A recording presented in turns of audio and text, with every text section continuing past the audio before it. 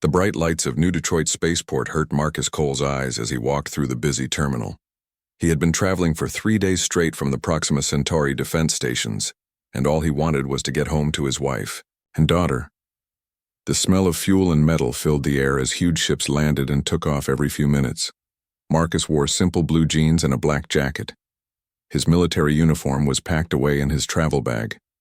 After weeks of wearing nothing but his formal Space Force uniform, civilian clothes felt strange but comfortable.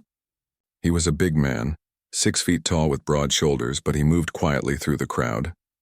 The general section of the spaceport was packed with travelers, but Marcus needed to reach the military transport area to catch his ride to Washington. His next briefing with the Joint Chiefs was in 6 hours, and he could not be late. The mission to Proxima had been successful, but the details were classified at the highest levels. As he walked toward the restricted military zone, Marcus noticed the security checkpoint ahead. 2 guards in blue uniforms stood by the entrance, checking identification cards and passes. This was normal procedure, and Marcus reached into his jacket pocket for his military ID. "Hey you, stop right there." The voice came from behind him. Marcus turned around to see a police officer walking toward him with quick, angry steps. The man was shorter than Marcus, maybe 5'8", with a thick mustache and small, dark eyes. His name tag read Morrison, and his uniform was wrinkled and stained with coffee. "Can I help you, officer?" Marcus asked in a calm voice. Morrison looked Marcus up and down with suspicious eyes. "What are you doing in this area? This is a restricted zone for military personnel only." "I understand that, sir. I am military personnel." Marcus kept his voice steady and respectful. Morrison laughed, but it was not a friendly sound. "Sure you are. Let me guess, you're some kind of general or something?" "Actually, yes, I am." Marcus reached for his ID card again, but Morrison stepped closer. "Keep your hands where I can see them. Do you think I'm stupid? Look at you. Look at how you're dressed. You look like some street thug trying to sneak into a restricted area." Marcus felt a familiar anger rising in his chest, but he had learned long ago to control it. He had faced alien weapons and hostile environments across the galaxy, but dealing with ignorant people on his own planet was often harder. "Officer Morrison, if you would just let me show you my identification, we can clear this up quickly." "Oh, so now you know my name? Have you been watching me?" Morrison's hand moved toward his weapon. "I think you're up to something bad here." Other travelers began to notice the confrontation. A few people stopped to watch, pulling out their phones to record. Marcus saw the crowd forming and knew the situation was getting worse. "Sir, I just read your name tag. I am General Marcus Cole of the United States Space Force. I have proper identification and I need to catch a transport to the Pentagon." Morrison's face turned red with anger. "Space Force? Are you making fun of me? You expect me to believe that some guy in street clothes is a Space Force general? What's next? Are you going to tell me you're from Mars?" "I have been to Mars, actually, several times." Marcus said this without thinking, and immediately knew it was a mistake. "That's it. You're under arrest for trespassing, impersonating a military officer, and trying to access a restricted area." Morrison grabbed his radio. "This is Morrison at Spaceport Security. I need backup at Checkpoint 7. I've got a suspect trying to break into the military zone." Marcus raised his hands slowly. "Officer Morrison, please listen to me. I understand this looks strange, but I am telling you the truth. I just returned from a classified mission, and I need to report to my superiors." "Classified mission?" Morrison laughed again. "What kind of classified mission? Stealing hubcaps in space?" The crowd was getting bigger now. Marcus could see other police officers running toward them from across the terminal. He also noticed several people in military uniforms watching from a distance, their faces showing confusion and concern. "Officer, if you would just run my fingerprints or check my DNA against military records, you would see that I am who I say I am. I'm not running anything. You're going to jail, and then we'll figure out who you really are." Morrison pulled out his handcuffs. "Turn around and put your hands behind your back." Marcus did not move. "I need to make a phone call." "You'll get your phone call at the station after we book you." "No, I need to make it now. It's a matter of national security." Morrison grabbed Marcus's arm roughly. The only thing that's a matter of security is getting a dangerous criminal like you off the streets and away from honest people. The backup officers arrived, 3 more men in blue uniforms. They formed a circle around Marcus, their hands on their weapons. Marcus looked at each of them, seeing the same suspicious looks and closed minds. "Officers, please. Just check my identification. That's all I'm asking." But Morrison was beyond listening now. His prejudice and anger had taken control of his thinking. He saw what he expected to see, not what was really in front of him. "Save it for the judge," Morrison said as he forced the handcuffs onto Marcus's wrists. "Maybe they'll believe your space stories there." As the metal clicked shut around his wrists, Marcus Cole looked up at the ceiling of the spaceport, where huge windows showed the stars beyond Earth's atmosphere. Somewhere out there, alien scouts were probably still watching humanity, trying to decide if Earth's people were ready to join the galactic community. Based on what was happening right now, Marcus was not sure they were. Lieutenant Amy Rodriguez arrived at the scene just as Morrison was putting handcuffs on the tall black man in civilian clothes. She had been patrolling the other side of the spaceport when the backup call came through. As she walked closer, something about the situation felt wrong to her. The man in handcuffs stood straight and calm, even with his hands locked behind his back. His posture was different from most people who got arrested. There was no fear in his eyes, no anger, just a quiet patience that reminded Amy of her own military training from years ago. "What do we have here, Morrison?" Amy asked as she joined the group of officers. "Caught this guy trying to break into the military zone.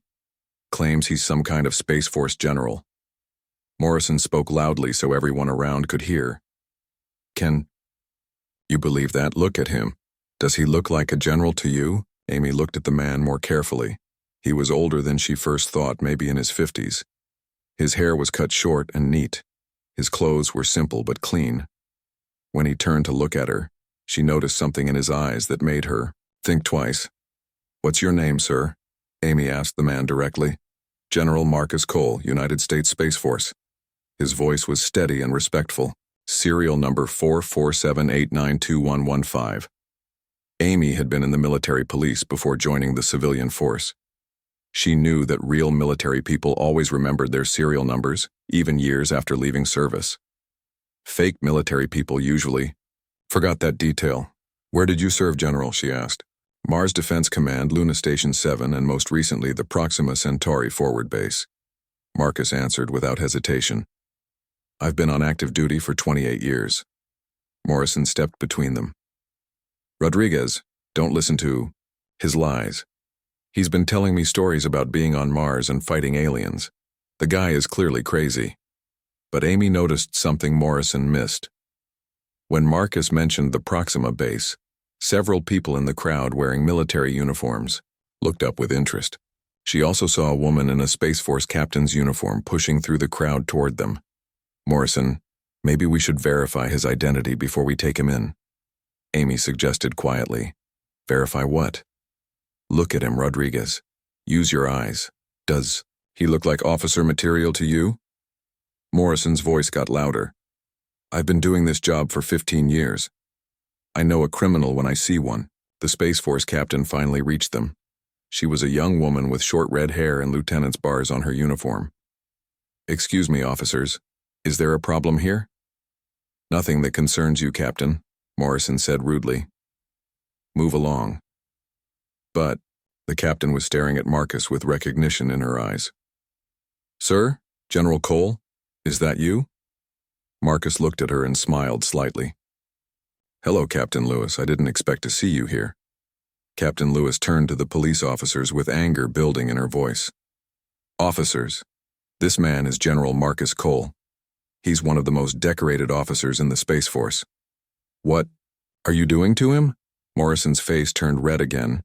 "Lady, I don't care what uniform you're wearing. This is a police matter and you need to back off." "This is definitely a military matter," Captain Lewis shot back. "General Cole commands the entire Outer System Defense Fleet. He just returned from a classified mission that probably saved all our lives." Amy looked back and forth between Morrison and the captain. The pieces were starting to fit together in her mind, and she did not like the picture they made. Morrison, I think we need to check this out properly, she said. We don't need to check anything.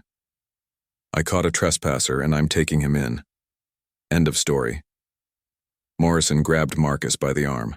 Let's go. But Marcus did not move. Officer Morrison, I need to make a phone call. I have the right to contact my superiors. Your superiors? Morrison laughed. What are you going to do, call the president? Actually, I might need to do exactly that, Marcus said calmly. The crowd around them was getting bigger. Amy could see more military personnel gathering, and their faces showed growing anger at what they were seeing.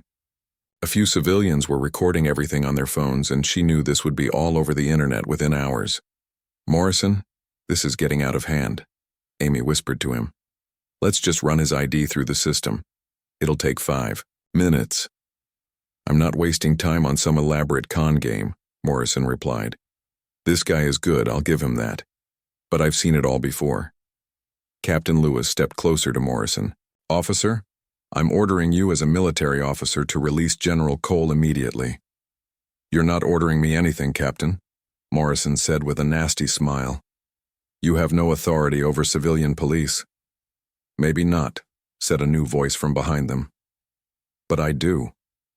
Everyone turned to see a tall man in a colonel's uniform walking toward them. His face was hard and angry, and his eyes were fixed on Morrison. I'm Colonel Murphy, military police. And you, Officer Morrison, are about to make the biggest mistake of your career.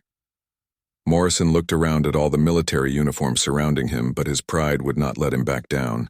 I don't care if you're all generals. This man is under arrest and he's going to jail. Marcus looked at Amy with tired eyes. Lieutenant Rodriguez, you seem like a reasonable person. All I want is to make one phone call to the Pentagon. After that, this whole situation will be cleared up. Amy looked at Morrison, then at the growing crowd of military officers, then back at Marcus. Every instinct she had was telling her that they were making a terrible mistake. Morrison, she said quietly, I think we should let him make the call. Colonel Murphy stepped forward with authority that made even Morrison pause. The military police officer had seen situations like this before, and he knew they usually ended badly for everyone involved. Officer Morrison, I'm giving you one chance to do the right thing here, Colonel Murphy said in a voice that could cut steel. Let General Cole make his phone call. Morrison looked around at the crowd of military uniforms surrounding him. His backup officers were starting to look nervous, but his pride was still in control. I don't take orders from you, Colonel. This is civilian territory, and I'm in charge here. Amy Rodriguez felt sick to her stomach. She had served 4 years in the Army before joining the police force, and she recognized real military bearing when she saw it. Everything about Marcus Cole screamed genuine officer, from his posture to his calm responses under pressure. Morrison, please, Amy said quietly. Just let him make the call. What harm could it do? Morrison glared at her. Rodriguez, whose side are you on here? Marcus Cole stood quietly in his handcuffs, watching the argument unfold around him. He had commanded fleets in battle against unknown alien forces, but dealing with human stupidity was always more frustrating than facing enemy weapons. One phone call, Marcus said clearly. That's all I need, 5 minutes, and this whole mess gets cleared up. Captain Lewis pushed closer to Morrison. Officer, I've served under General Cole for 3 years. He led the defense of the Mars colonies when the alien probe appeared. He's a hero. Alien probe. Morrison laughed nastily. Now we're talking about aliens? You people really think I'm stupid, don't you? But several people in the crowd were nodding. The alien contact at Proxima Centauri was still classified, but rumors had been spreading through military circles for weeks. Most civilian police had not heard the stories yet. Colonel, Murphy pulled out his phone. Fine. If you won't let him call, I'll make the call myself. He started dialing a number. Put that phone away, Morrison ordered. This is my arrest, and nobody is making any calls until we get to the station. Actually, said a new voice, I think everyone needs to calm down. A woman in an expensive business suit walked up to the group. Her badge identified her as Sandra Park, the spaceport's security director. She had been watching the situation develop from the security office, and she did not like what she was seeing. "Ms. Park," Morrison said with relief. "Good. Maybe you can help me get these military people to stop interfering with police business." Sandra Park looked at Marcus Cole carefully. She had been briefed about high-level military movements through her spaceport, and something about this man seemed familiar. "What's your name, sir?" she asked Marcus. "General Marcus Cole, Space Force. I'm trying to catch Transport 7 to Washington for a Pentagon briefing." Sandra's face went pale. She pulled out her tablet and quickly checked the passenger manifest. For Transport 7. There it was. "M. Cole, Priority 1, Pentagon Direct." "Oh no," she whispered. Morrison noticed her reaction. "What? What's wrong?" "Officer Morrison," Sandra said slowly, "this man is listed on our highest priority transport manifest. He has Pentagon clearance levels that I've never seen before." "So what? Anyone can fake computer records," Morrison replied, but his voice was not as confident as before. Amy Rodriguez had heard enough. "Morrison, take the handcuffs off him right now." "I'm not taking anything off him," Morrison snapped back. "This is all part of some big con game. They're all working together." Marcus Cole had been patient long enough. "Officer Morrison, I'm going to explain something to you very clearly. 3 weeks ago, I was commanding a fleet of 12 warships near Proxima Centauri when we detected an alien reconnaissance probe studying our solar system. We intercepted that probe and prevented it from reporting back to wherever it came from. Right now, there are alien civilizations out there deciding whether humanity is ready to join the galactic community or whether we need to be eliminated as a threat." The crowd went completely quiet. Even Morrison stopped talking. Marcus continued, in a steady voice. "I need to report to the Joint Chiefs of Staff in 4 hours to brief them on what we learned from that probe. If I miss that briefing because a small-minded police officer can't see past his own prejudices, it could affect the future of every human being on this planet." "You're lying," Morrison said, but his voice shook slightly. Sandra Park stepped between them. "Officer Morrison, I'm overriding your authority here. As Spaceport Security Director, I have jurisdiction in this area. General Cole, you have permission to make your call." Morrison's face turned bright red. "You can't do that. I have a legal arrest here." "Actually, you have a lawsuit waiting to happen," Sandra replied. "Amy, give me your phone." Amy handed over her phone and Sandra offered it to Marcus. "General, please make your call." Marcus looked at the phone, then at Morrison. "Officer, I want you to listen to this conversation very carefully. Maybe you'll learn something." Marcus dialed a number from memory. The phone rang once before a crisp female voice answered. "General Hayes, Joint Chief's office." "Patricia, it's Marcus. I have a problem at New Detroit Spaceport." There was a pause. On the other end, "Marcus, what kind of problem?" "I'm currently in handcuffs because a police officer thinks I'm impersonating a military officer." The silence on the phone lasted for several seconds. When General Hayes spoke again, her voice was ice cold. "Put whoever is in charge on the phone now." Marcus looked at Morrison. "She wants to talk to you." Morrison hesitated, then took the phone with shaking hands. "This is Officer Morrison." "Officer Morrison, this is General Patricia Hayes, Joint Chiefs of Staff. The man you have in custody is one of the most important military officers in the United States. You have exactly 60 seconds to release him before I have you arrested for interfering with national security." Morrison's face went white as he listened to the voice on the phone. The authority in General Hayes's voice was unmistakable, and even he could not deny what he was hearing. But he doesn't look like... Morrison started to say. "He doesn't. Look like what, officer?" General Hayes's voice cut through the phone like a blade. Morrison could not finish his sentence. The words were stuck in his throat as the full weight of his mistake began to crush down on him. Morrison handed the phone back to Marcus with trembling hands. His face had gone from red to white in the space of 30 seconds. General Hayes had not raised her voice, but her words had hit him like a physical blow. "Take these handcuffs off me, Officer Morrison," Marcus said quietly. Morrison fumbled with his keys. his hands shaking so badly he could barely get them into the lock. Amy Rodriguez watched him struggle and felt a mix of anger and pity. She had tried to warn him, but his pride and prejudice had made him deaf to reason. As soon as the handcuffs clicked open, Marcus rubbed his wrists and pulled out his military identification card.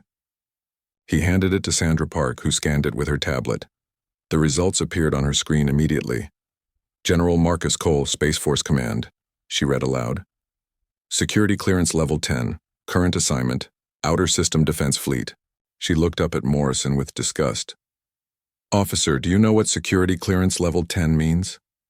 Morrison shook his head. He seemed to have lost the ability to speak. It means he has access to information that could affect the survival of the human race, Sandra continued. There are maybe 20 people on Earth with that level of clearance. Captain Lewis stepped forward. Officer Morrison, would you like to know what General Cole did last month? Morrison still could not speak, so Amy answered for him. Tell us, Captain. The general led a fleet of warships to intercept an alien probe that was scanning our solar system. The probe was mapping our defenses and sending information back to its home world. General Cole's team captured the probe and prevented a potential invasion. The crowd around them had grown to over 50 people. Military personnel, spaceport workers, and travelers all stood listening to the conversation. Many were recording everything on their phones. Colonel Murphy pulled out his own tablet and began reading from it. General Cole's service record: Mars, Defense Medal, Luna Campaign Ribbon, Outer System Service Cross, and the Congressional Space Medal of Honor. He has commanded more successful deep space missions than any other officer in Space Force history. Morrison finally found his voice. How was I supposed to know? He was dressed like a regular person. Maybe because he's been traveling for 3 days and wanted to be comfortable, Amy said with anger in her voice. Or maybe because you should have checked his identification before assuming he was a criminal. Sandra Park's tablet beeped with an incoming message. She read it quickly, then looked up with wide eyes. I'm getting priority communications from the Pentagon, Space Force Command, and the President's office. They all want to know why General Cole has been delayed. The President? Morrison whispered. General Cole reports directly to the Joint Chiefs, who report to the President, Colonel Murphy explained. When you arrested him, you interrupted a chain of command that goes straight to the top of our government. Marcus Cole had been quiet during this exchange, but now he stepped forward. Officer Morrison, I want you to understand something. This is not about me being embarrassed or angry. This is about what your actions represent. Morrison looked at him with confusion. In 2 hours, I have to brief the Joint Chiefs about alien technology that could change human civilization. In 4 hours, that briefing goes to the President. In 6 hours, decisions will be made that affect every person on Earth and in our colonies across the solar system. Marcus paused and looked around at the crowd, but instead of preparing for those meetings, I'm standing here dealing with the same kind of prejudice that has held humanity back for centuries. Do you think aliens will care about the color of my skin when they decide whether to accept us as equals or eliminate us as a threat? The spaceport terminal had gone completely quiet.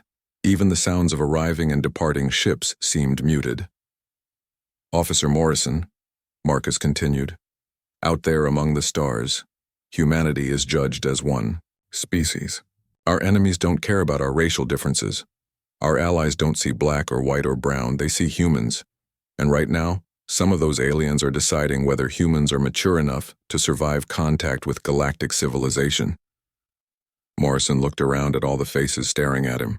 Military officers, space travelers, ordinary citizens, all united in their disgust at what he had done. Amy Rodriguez stepped next to Morrison. General Cole, on behalf of the New Detroit Police Department, I apologize for this incident. Officer, Morrison's actions do not represent our values or training. Actually, said a new voice from the crowd, they represent exactly what's wrong with our training.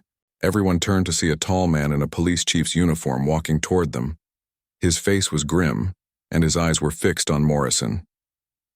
Chief Wilson, Amy said with surprise. I've been watching this whole situation from the security office, Chief Wilson said. Officer Morrison, you are suspended from duty effective immediately. Your badge and weapon, please. Morrison's hands shook as he removed his badge and gun, handing them to the chief. Sir, I was just doing my job. No, Morrison. You were doing exactly the opposite of your job.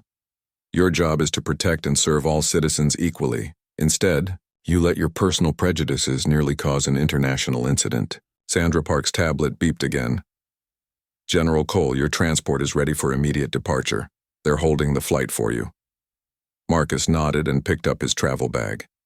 He looked at Morrison one last time. Officer Morrison, I hope you learned something from this experience. The future of humanity depends on people like you changing their thinking. He turned to Amy Rodriguez. Lieutenant Rodriguez, thank you for trying to do the right thing. The world needs more police officers like you. As Marcus walked toward the military transport area, the crowd slowly began to disperse. Chief Wilson escorted Morrison toward the exit, while Colonel Murphy followed to begin the official investigation. Amy Rodriguez stood alone in the middle of the terminal, thinking about what she had witnessed. In just 1 hour, she had seen the best and worst of human nature, and she wondered which one would win when humanity finally took its place among the stars.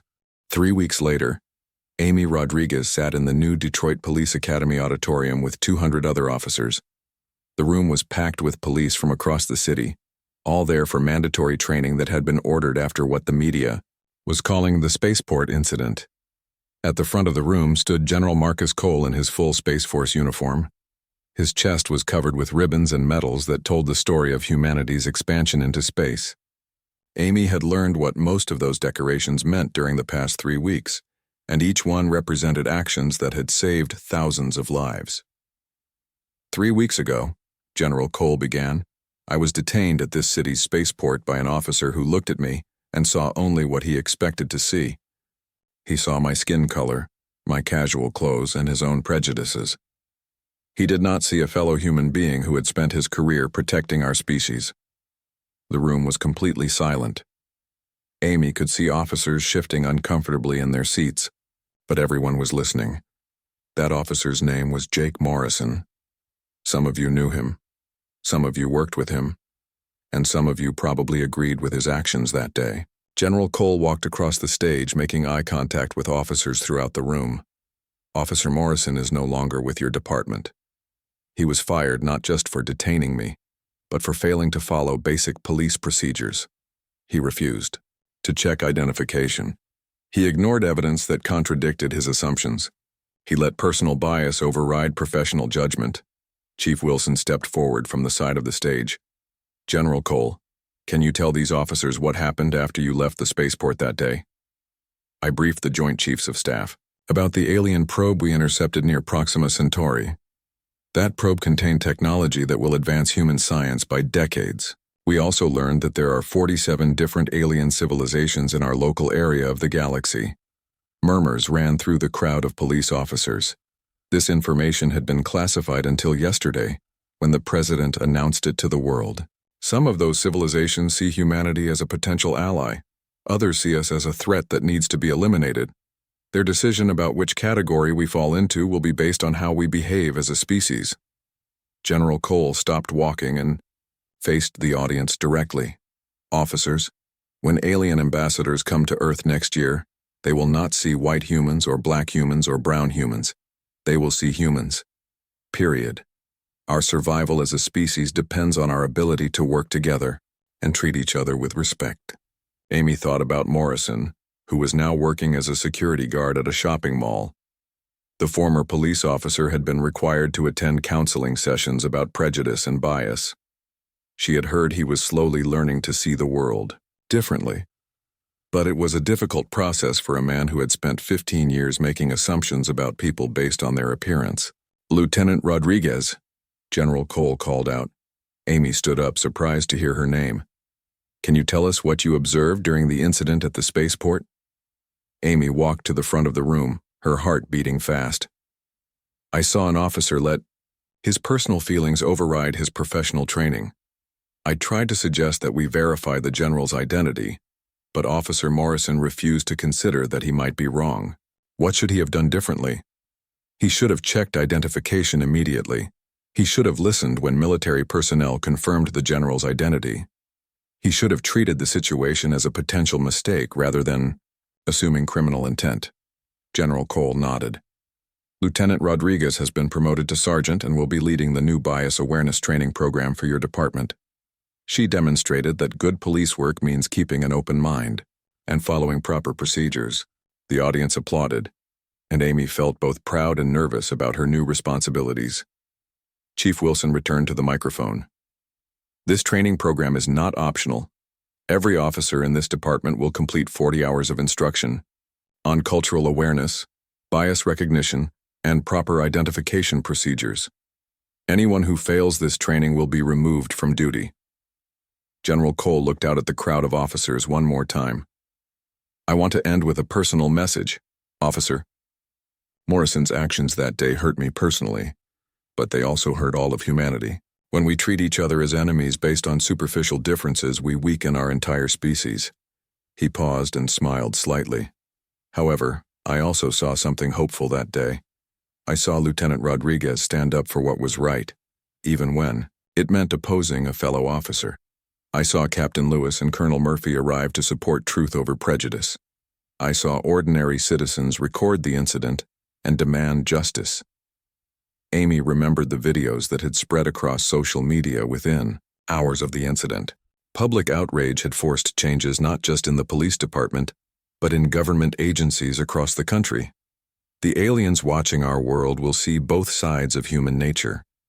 They will see our capacity for prejudice and hate, but they will also see our ability to learn, grow, and change. The question is which side we choose to show them. As General Cole left the stage, Amy thought about her new role training police officers. It would be challenging work, but she knew it was important.